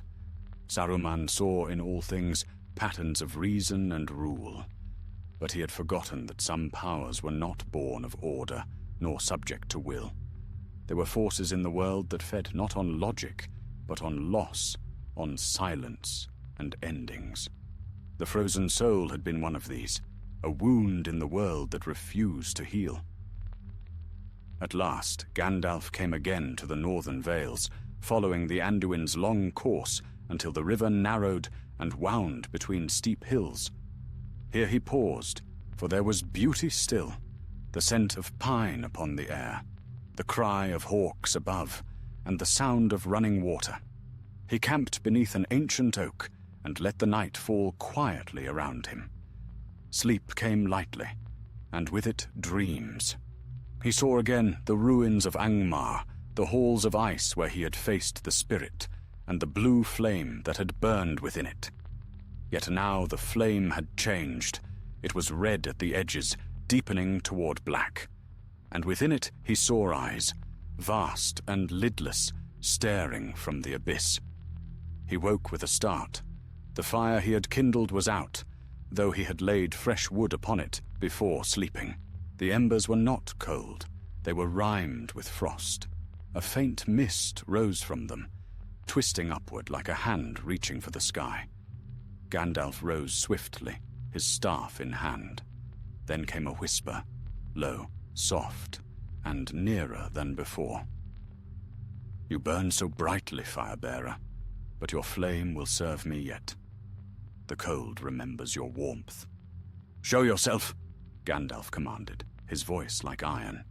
The mist thickened, shaping itself into the outline of a man, tall, narrow, and wavering, as though half born from smoke. No eyes shone in its face, only two hollows filled with pale light. I am not your enemy, it said. Not yet. I am the space between flames, the silence after song. You would call me evil, but I am only the end of things. Gandalf's eyes flashed. You are the servant of darkness, nothing more, and your end is long overdue. The spirit laughed, a sound like cracking ice. End? There is no end, Grey Wanderer. Not for you, not for me. The world freezes, then burns, then freezes again. You fight what is in its nature to return. You are wrong, Gandalf said, lifting his staff. The world is made for growth, not for stillness. It is the cold that is out of place, the silence that is unnatural. With that, he struck the ground, and a white light sprang from his staff, pure and fierce. The spirit shrieked, its form twisting like smoke in the wind. The frost upon the embers melted, and fire leapt anew from the wood, bright as dawn. The light swept through the clearing, and when it faded, the spirit was gone. Gandalf stood breathing hard. The frost was gone, yet the air still trembled with the echo of that laughter. He knew now that the frozen soul could not be wholly destroyed. for it had become something greater than itself, a vessel for the world's own weariness, a whisper of the dark ages that always sought to return. He sat beside the rekindled fire and looked into its heart. "Then it is true," he murmured. "The frost and the flame are bound together. Where one rises, so shall the other. Perhaps this is why I am sent, to guard the warmth, to keep it alive, though I cannot end the cold forever." When dawn came, he mounted Shadowmane and turned westward. There was one yet who must hear of this, Elrond, keeper of ancient lore, who might know what doom such a spirit foretold. But as he rode, the morning light seemed pale, and the wind that followed him was cold once more. And in that wind, faint and distant, he thought he heard the voice again, not mocking now, but almost mournful. "Fire-bearer, the end waits for all, even for you." Gandalf's eyes grew stern. "Then I will wait with it," he said, "but not today." And he rode on, the fire of his staff gleaming bright against the long road north, as the shadow of winter crept silently in his wake. The long road to Rivendell wound westward through leagues of forest and vale. The land was quiet beneath the spring sun, but Gandalf rode as one pursued by unseen things. Though the days grew fairer, he felt no ease. The memory of that voice lingered in the wind, haunting his thoughts. It had spoken no lie. Even fire must one day fade. Yet the world depended on its light, and he was its keeper still. He crossed the Brunnen at dusk. The waters, bright and full from the melting snows, roared past with joyous strength, and the valley lay spread before him like a green jewel amid the mountains. As always, Rivendell greeted him with peace. Lanterns glimmered through the birches, and fair voices rose in song from the halls below. The world's weariness seemed far away. Elrond awaited him upon the steps of the house. "Welcome again, Mithrandir," he said, "though your coming is sooner than I had looked for." "I come not for rest," said Gandalf, dismounting. "The cold stirs still, even after its defeat. The frozen soul walks the world in shadow, though its form is broken." Elrond's eyes darkened. "Then it is not ended?" "No," said Gandalf.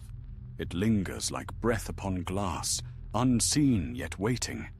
It came to me again in the wilds, speaking as a voice on the wind, and I fear that behind it moves a greater power, one that fans both frost and flame for its own design." Elrond led him within. They entered a chamber filled with the scent of parchment and old wood. Upon the table lay maps of the north and east, covered with runes and notes in the hand of many ages. Elrond studied one that showed the mountains of Angmar, traced with thin lines of silver ink. "The cold that haunted those peaks was never wholly natural," he said.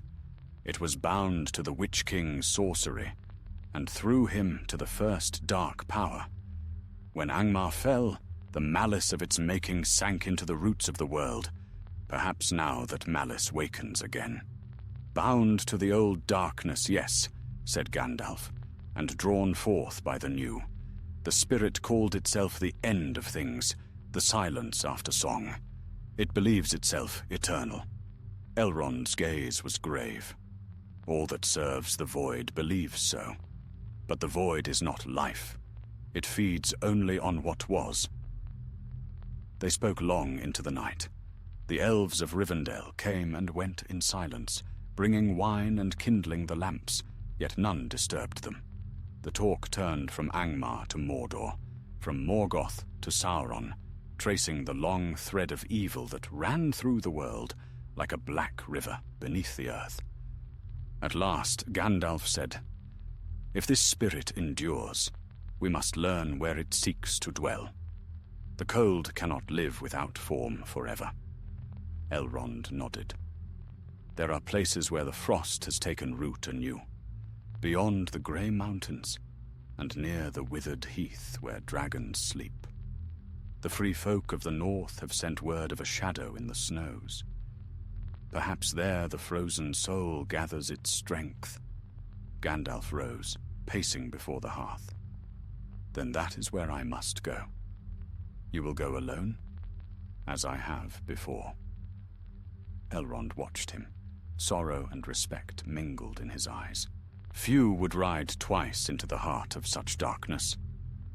I was sent to guard this world, Gandalf said quietly, and to guard it, one must walk where the light cannot. He departed 2 mornings later.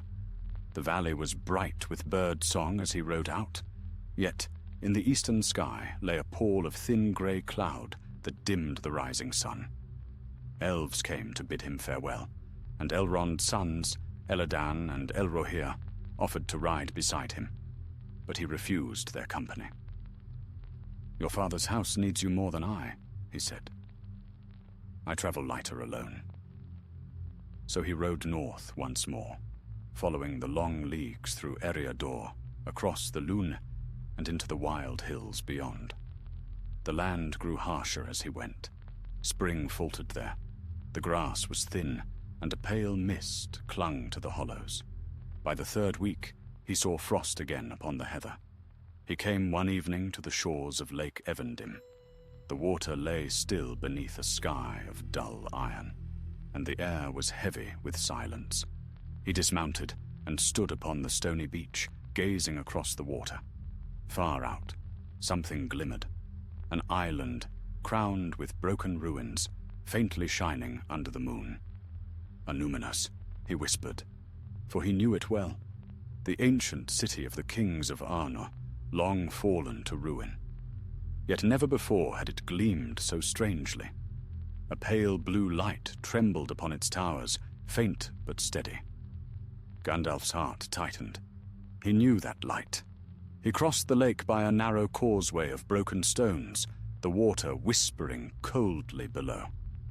As he neared the island, the air grew colder, and the ground was dusted with frost, though the night was mild.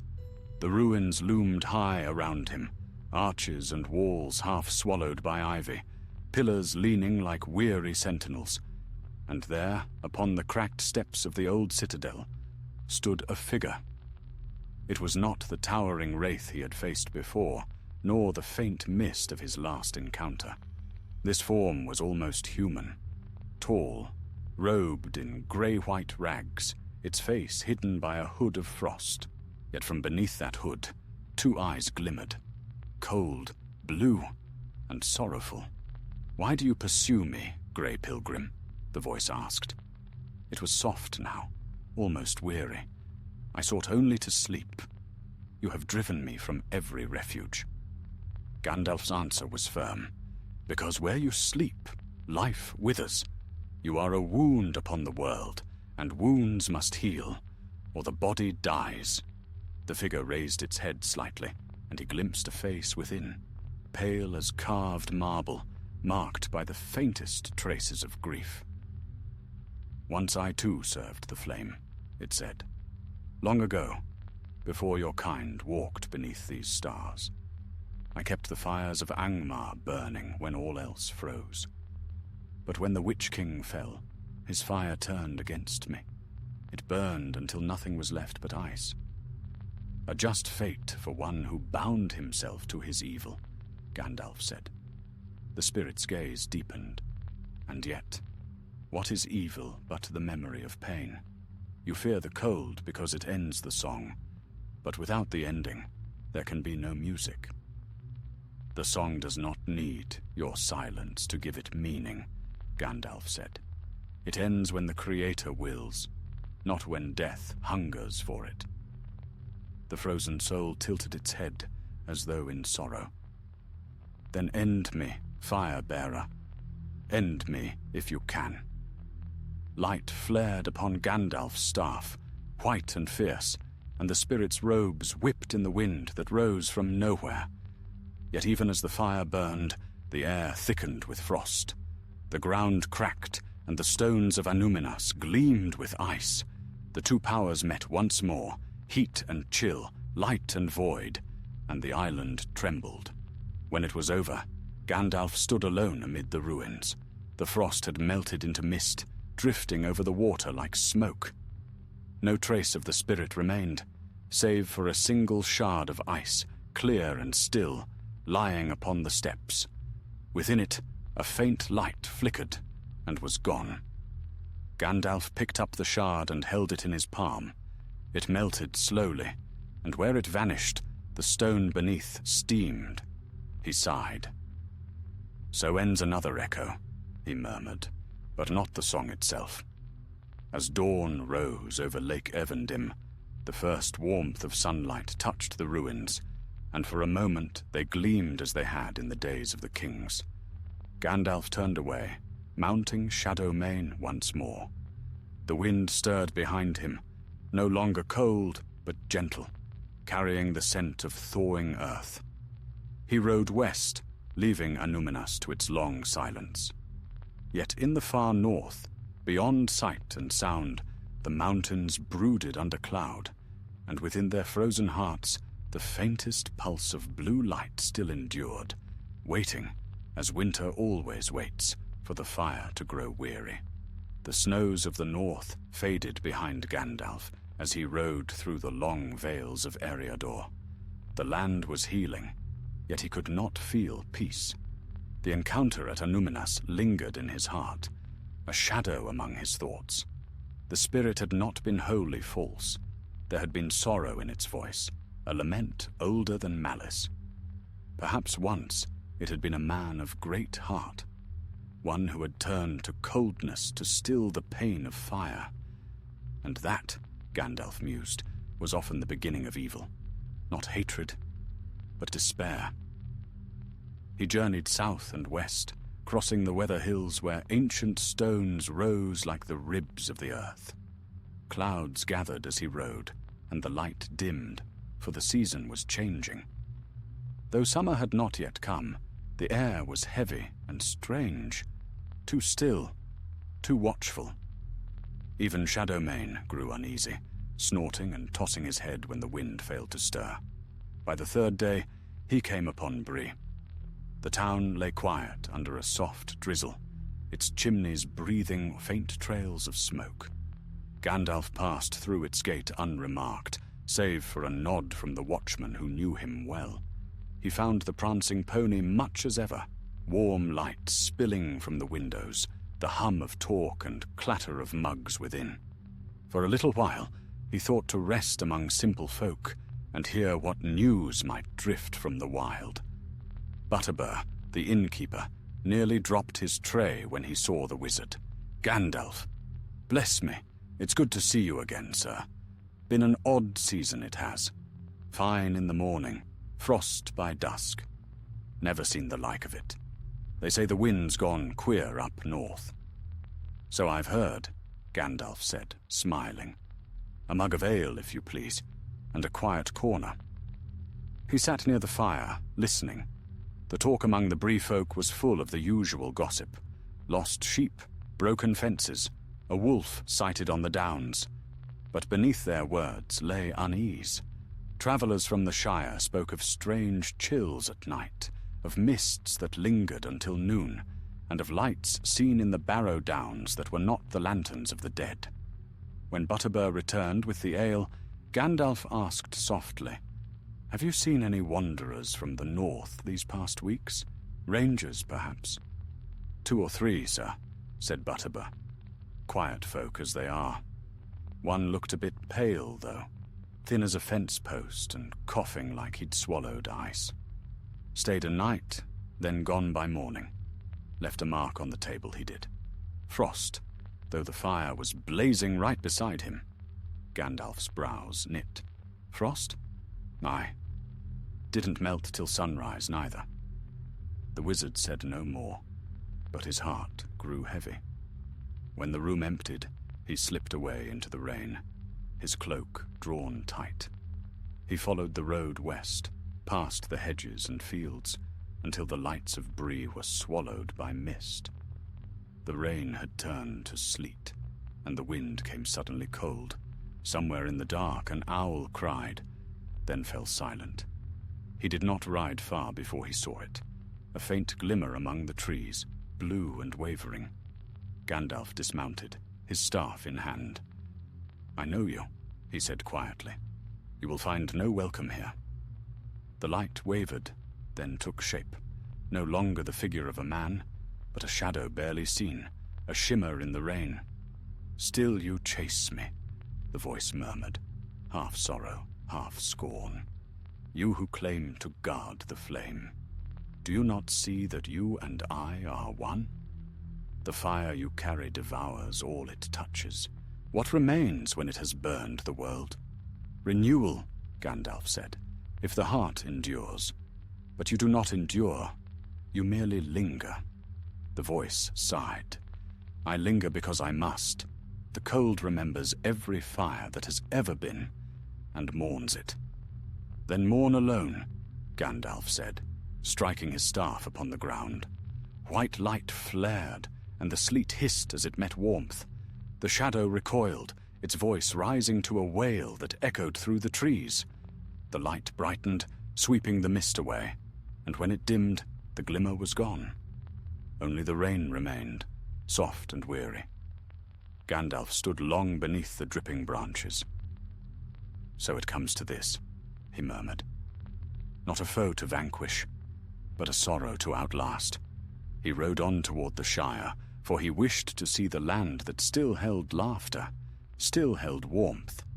And in that green country, where hobbits tilled the earth and children ran barefoot through the meadows, he found again the strength of hope.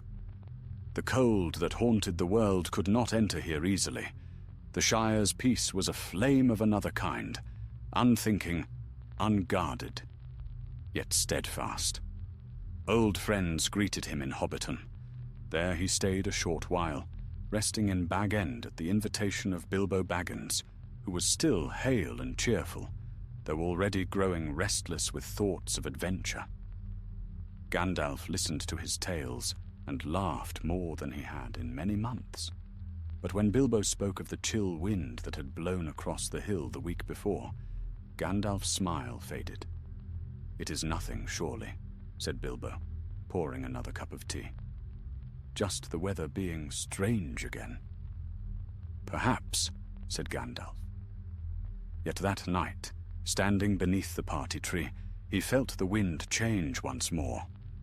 It came from the north, cold and sharp, though the stars burned bright. He closed his eyes and heard faintly, far away, the whisper of the frozen soul carried on the air. "The fire sleeps, fire-bearer. The night endures." He lifted his staff, and a soft light kindled at its tip, mingling with the starlight above. "Then I will wake it again," he said, "as many times as need be." The wind fell still, as if cowed by his resolve.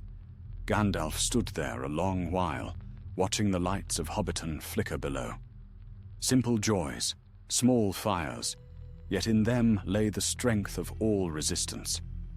If the world was to endure the coming dark, it would not be through great deeds alone, but through these small, unyielding flames, the laughter of children, the courage of humble hearts, the stubborn will to live.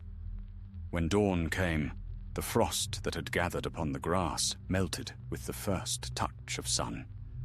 Gandalf watched the morning rise, his weariness eased.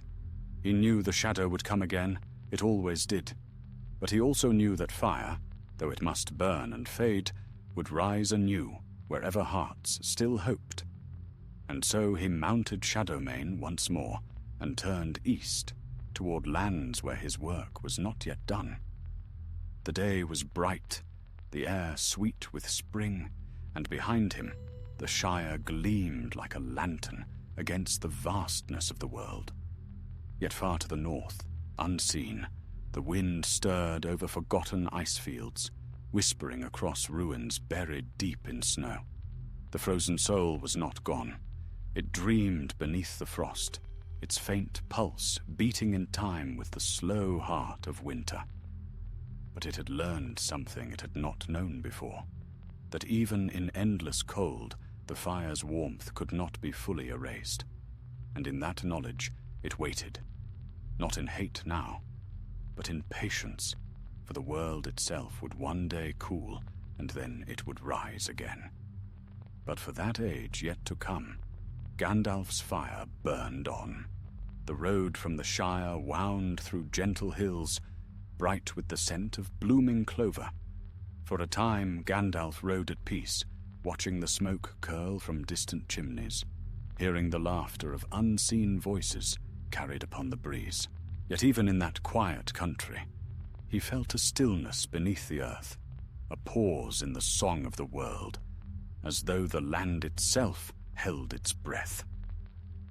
He journeyed eastward toward the Brandywine and beyond, for he had resolved to seek once more the counsel of the wise. Though he said nothing to the hobbits who waved from their fields, his thoughts were heavy. The frozen soul might slumber, but the power that had stirred it was awake now, moving like a shadow beneath the skin of the world. The first days of his travel were fair. The sun rode high, and the meadows glowed with life. But on the fourth evening, the air grew heavy and dim, and the western horizon darkened with strange clouds. Thunder rolled, though no storm broke. The stars came out, veiled and faint, and the wind that followed was cold. By dawn he reached the edges of the old forest, where the trees leaned close together like ancient watchers. He did not fear that place, for its malice was of another kind, wild, living, and bound to the green heart of the world, not the void. Still, as he passed beneath the boughs, he felt again the breath of winter in the air. The leaves whispered as he rode, not in the tongue of wind, but in a murmur older than speech. Sleep no longer, they seemed to say. The deep cold comes. He pressed on. The path twisted through roots and hollows, and strange shapes moved in the mist.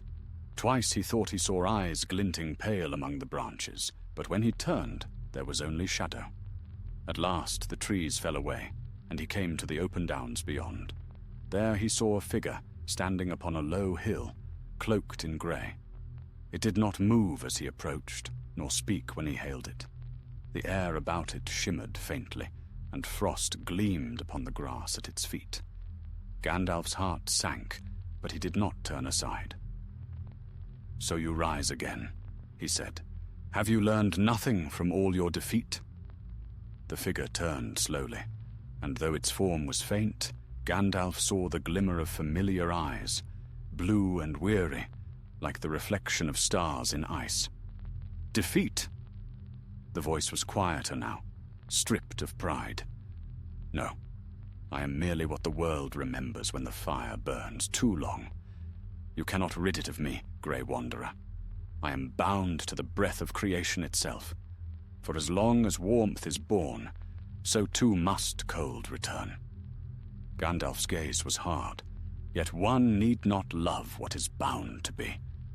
The spirit's expression changed, and for the first time there was sorrow within it. "You think I chose this?" it whispered. "I was once a man of Arda, a keeper of the North Fires, sworn to guard the beacons through the long winters. When the Witch King came, I fought as all men did, and I fell upon the walls of Khan Dum. But my body didn't die. His shadow bound me to the frost that he commanded.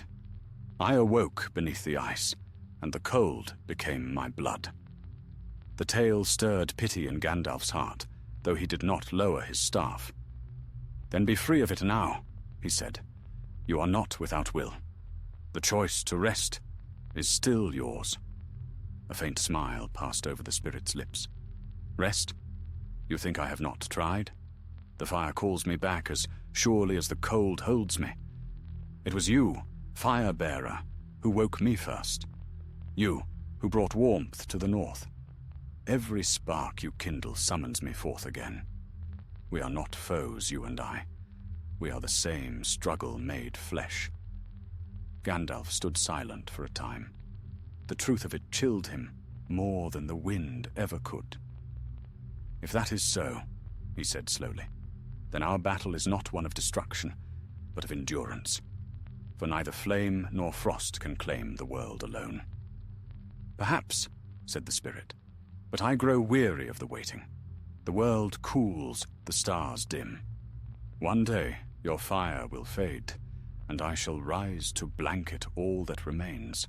That is not evil. It is peace. Peace bought with silence is no peace, said Gandalf. It is forgetfulness, and forgetfulness is the shadow's dearest wish. He lifted his staff, and the light upon it flared, casting long rays across the hills. The grass hissed where it touched, and the frost began to melt. The spirit wavered, its edges blurring. "Go," Gandalf said, his voice low but filled with command. "Return to your sleep, and trouble the living no more." The frozen soul bowed its head. "You will not always have the strength to speak such words," it murmured. "When your fire burns low, I will come again, not as your enemy, but as the end of your labor."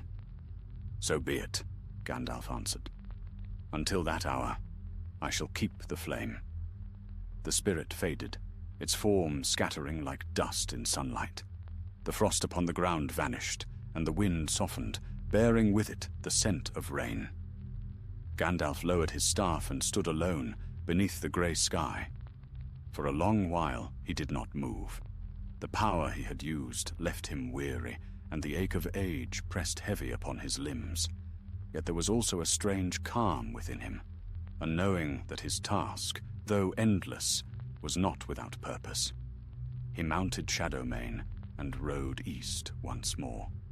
The sun broke through the clouds at last, and a great light poured over the downs, turning every blade of grass to gold.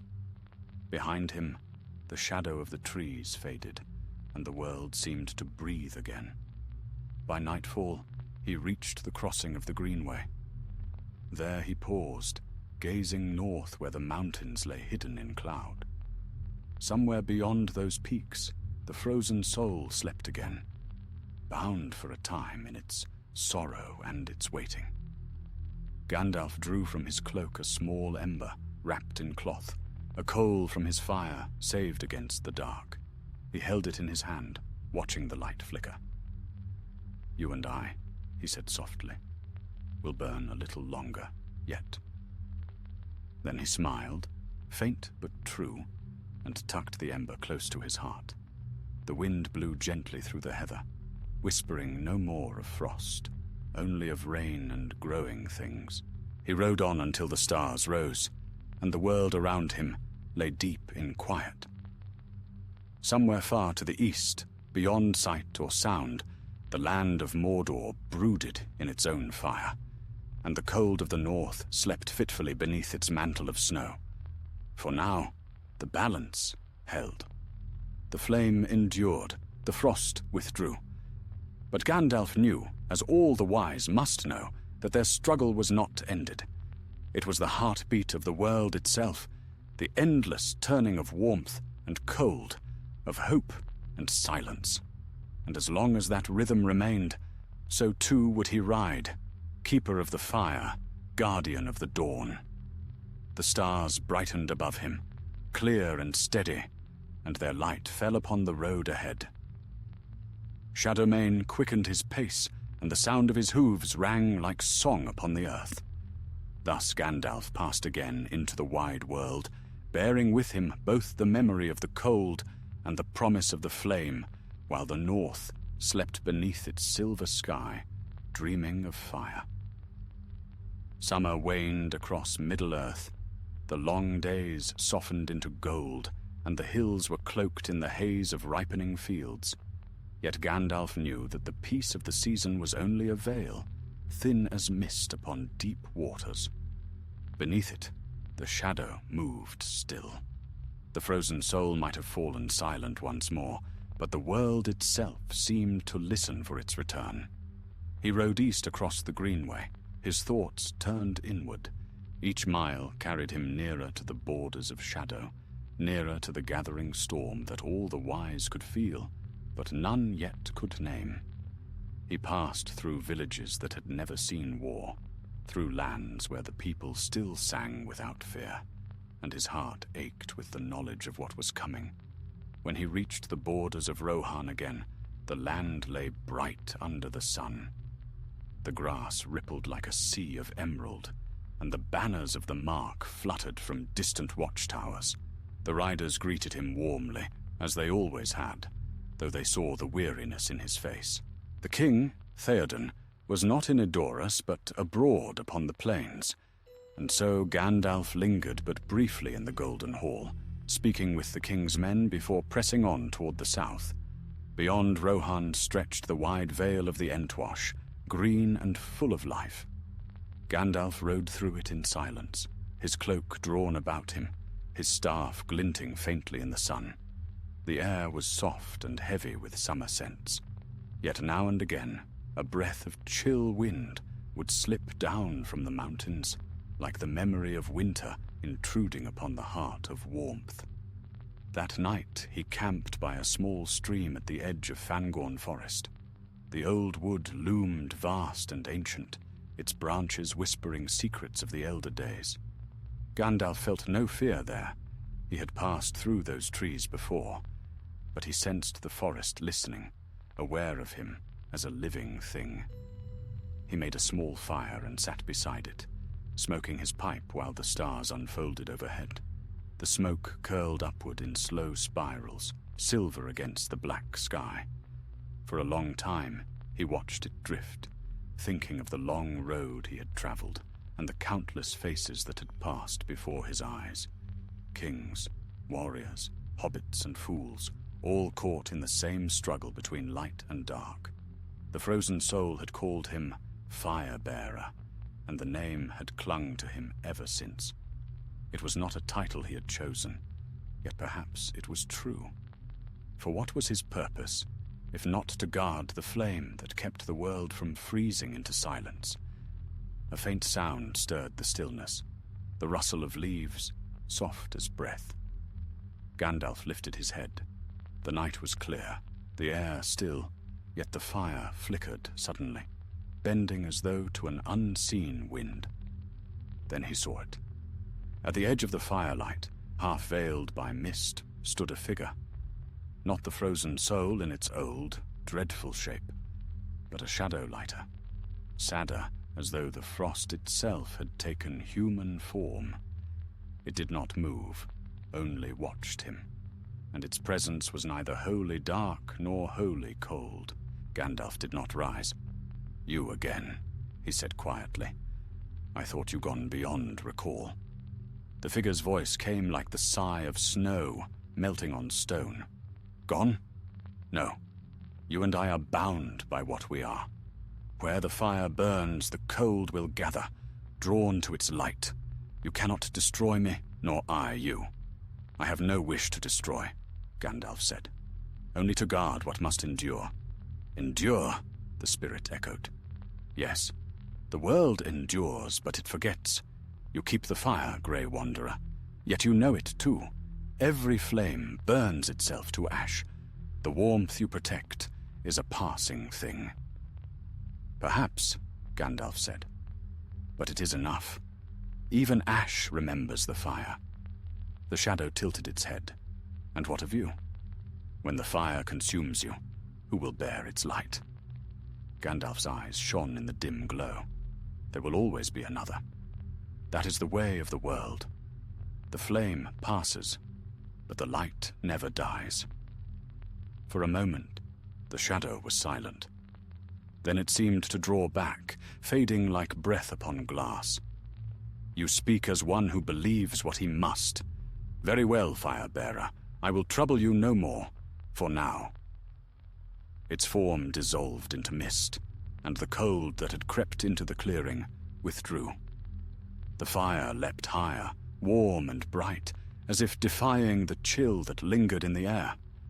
Gandalf sat still for a long while after, staring into the flames.